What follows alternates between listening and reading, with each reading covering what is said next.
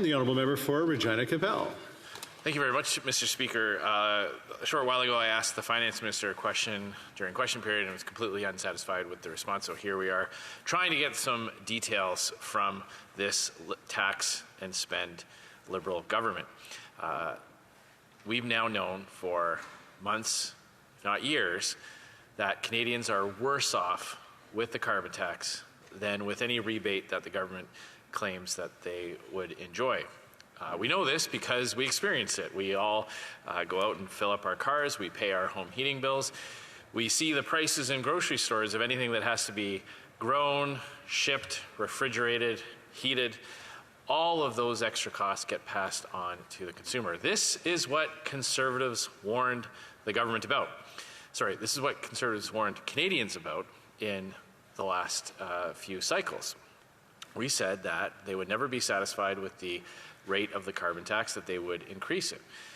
The former Environment Minister, Catherine McKenna, accused Conservatives of making that up. And in fact, many of her friends and the Liberal friends in the mainstream media, the government-funded, taxpayer-subsidized mainstream media, carried that message for her.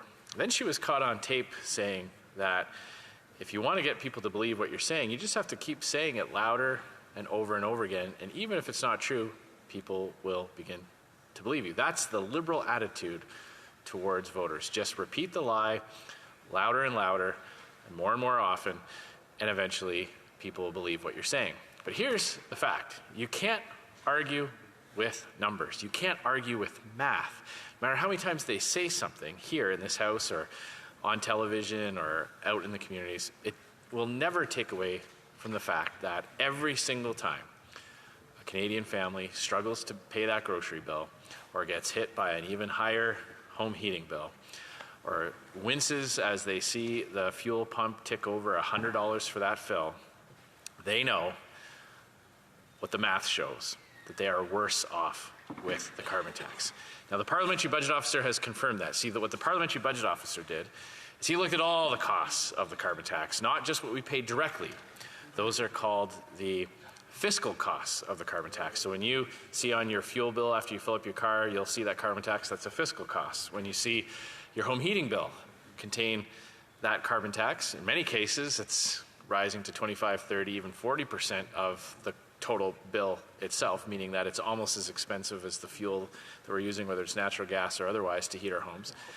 Those are fiscal costs, that direct line item that you see when you pay a bill. Those are called fiscal costs. The economic costs are a little bit difficult to see, but they still have a cost nonetheless. The economic costs are the cascading effect of all those price increases. The fact that the retailer who sells the food has to make up for the fact that they pay higher utility costs, the fact that the farmer who grows the food has to pay to get it shipped, has to pay to fertilize it, to combine it, to store it, to dry it, and to ship it. And all those businesses have less money to pay higher wages or to make investments and expansions. And when you factor those costs in, Canadians are far worse off. What the government is trying to say is only look at the fiscal costs. Only look at one side of the ledger.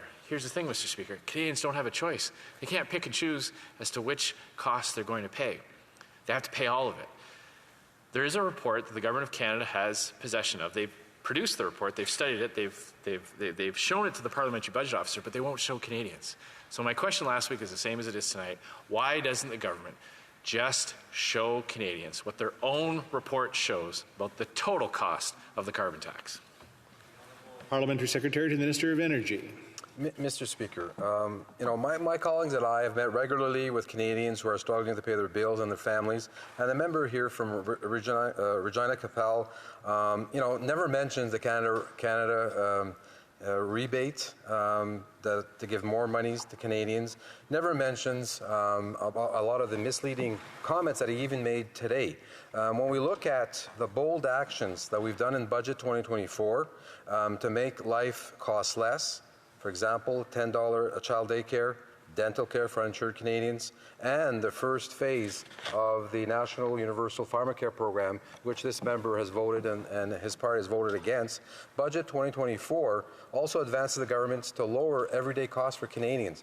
We're doing a lot of these measures, Mr. Speaker. This includes also stabilizing prices for groceries, cracking down on junk fees to make prices fairer and lowering the cost of banking. We're also committed to launching a new national school food program and a new disability benefit program that this member and his party voted against. Soyons clairs, Monsieur. Let's be clear, Mr. Speaker. All the money from the price on pollution under the federal system is returned to the province where it is collected. Let's be clear about that. As we've mentioned many times in this House, the households that need it most get back more money than they spend thanks to the Canada Carbon Rebate. This is a system that will benefit more than 8 out of 10 Canadians in provinces where the federal system is in force, like Ontario.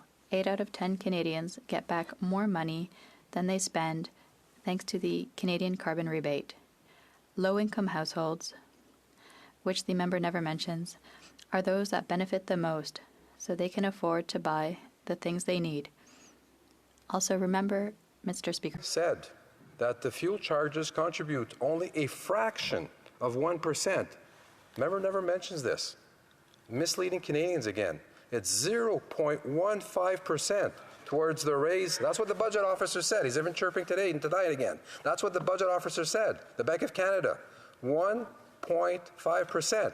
So this is really insulting that the member opposite here continues to use carbon pricing as a way to scare Canadians who are struggling to pay their bills.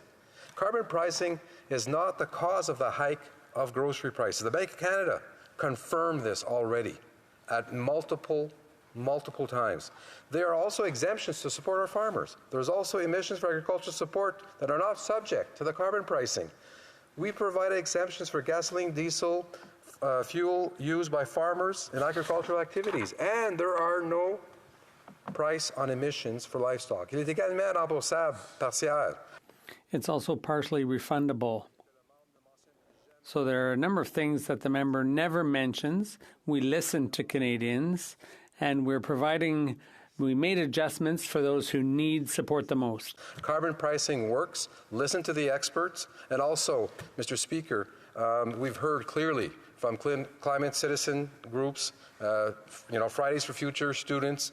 We need to listen to the expert. Carbon pricing is a mechanism that reduces emission, and Canada is benefiting from it. Merci, Monsieur le Président.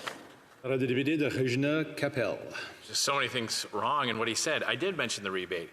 I pointed out that the vast majority of Canadians are worse off even with the rebate because they have to pay all the costs. He had nothing to say to that. He wants to get a gold star and a pat on the back because they haven't applied the carbon tax to even more things. Sorry, Mr. Speaker, we're not going to do that.